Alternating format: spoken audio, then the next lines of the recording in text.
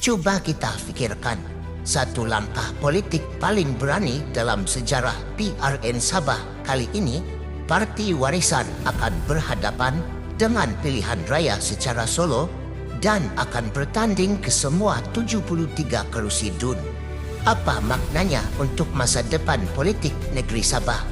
Biar kami dedahkan dan nanti anda bebas nilai sendiri. Disclaimer, artikel ini disampaikan berdasarkan rujukan asal dalam laporan Sayangi Sabah bertarikh 8 Ogos 2025 yang berjudul UMNO Sabah Puji Keberanian Warisan Tanding Solo PRN 17. UMNO Sabah melalui kenyataan Ketua Penerangannya, Datuk Suhaimi Nasir, menyambut positif keputusan Parti Warisan untuk bertanding di kesemua 73 kerusi Dewan Undangan Negeri DUN dalam pilihan raya negeri Sabah ke-17 PRN 17. Beliau menyifatkan tindakan Presiden Warisan Datuk Seri Muhammad Syafiee Apdal sebagai mencerminkan keberanian dan kematangan politik kerana Warisan memilih untuk berjuang atas kekuatan sendiri tanpa mengandalkan pakatan longgar atau rundingan belakang tabir. Dalam kenyataan tersebut, Suhaimi turut mengkritik Gabungan Rakyat Sabah GRS menuduhnya tidak konsisten dan rapuh dalam kerjasama politik. Katanya, GRS kerap berubah pendirian.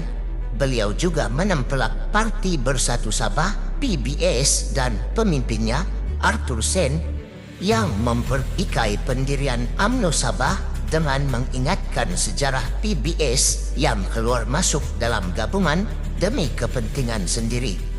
Jangan ajar harimau cara mengaum, terutama jika selama ini hanya tahu menyalak di belakang pagar, katanya. Tidak ketinggalan, Suhaimi mengumumkan bahawa UMNO BN Libaran akan turut bertanding di ketiga-tiga kerusi DUN di bawah Parlimen Libaran, Gum-Gum, Sungai Manila dan Sungai Sibuga, sebagai usaha memastikan suara rakyat terus didengar dan kestabilan serta kemajuan negeri terus diperjuangkan. Menurut laporan Malaysia Kini, pada awal tahun 2025, UMNO Sabah sebenarnya telah mengesahkan kerjasama dengan Pakatan Harapan PH untuk menghadapi PRN 17. Dengan pembahagian kerusi, dianggarkan 40 kerusi untuk PN bagi 33 untuk PH. Ini menunjukkan strategi politik yang lebih pragmatik berbeza dengan naratif Solo Warisan. Selain itu, penganalisis politik daripada Gerakan Kuasa Rakyat Sabah menyarankan supaya UMNO BN ukur penerimaan rakyat terlebih dahulu sebelum menghadapi pertandingan meraihkan realiti sokongan kawasan dengannya, menyatakan bahawa UMNO BN mungkin menghadapi cabaran besar untuk menjadi kuasa dominan semula dalam PRN 17. Ini memberikan konteks lebih mendalam terhadap kritikan Suhaimi mengenai GRS dan PBS bahawa dukungan bukan hanya tentang agresif tetapi juga penerimaan rakyat. Sekarang, mari kita bincangkan beberapa isu hangat yang boleh mencetuskan kontroversi dan menarik perhatian. Pertama, Warisan bertanding secara solo di 73 kerusi. Adakah ini benar-benar simbol kekuatan?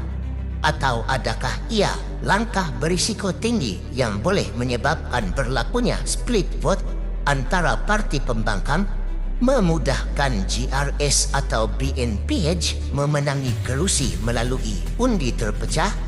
Di satu sudut, keberanian ini dipuji. Di satu sisi, ia mungkin tipikal ego politik yang merugikan. Kedua, kritikan Suhaimi terhadap GRS memanggilnya tidak konsisten.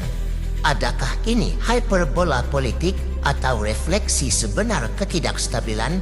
Jika benar GRS dibentuk secara parti dan kerusi yang lompat seperti disebutnya, apa implikasinya terhadap legitimasinya sebagai pemerintah? Adakah rakyat terus hilang keyakinan terhadap mereka kerana dituduh lompat, atau ini sekadar taktik serangan politik? Ketiga, masalah kerusi. BNPH dah bahagikan 73 kerusi, tetapi warisan pergi solo. Adakah ini petanda bahawa pembangkang gagal bersatu? Atau adakah ini strategi untuk mencipta persaingan tiga penjuru yang memecah undi pemerintah? Jika undi pembangkang bersepah, siapa paling akan diuntungkan? Mungkinkah GRS akan mendapat kembali majoriti mudah?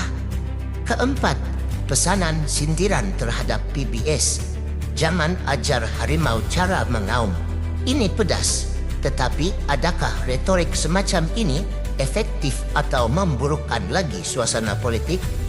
Apa mesejnya kepada pengundi PBS? Apakah ini membuka lebih banyak ketegangan? Jadi, Warisan Solo atau BNPH bekerja sama, mana strategi paling matang atau paling berani? Apakah politik Sabah akan menyaksikan tsunami baru atau krisis undi terpecah?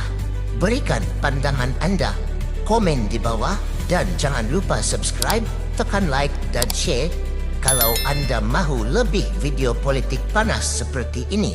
Sehingga kita jumpa lagi.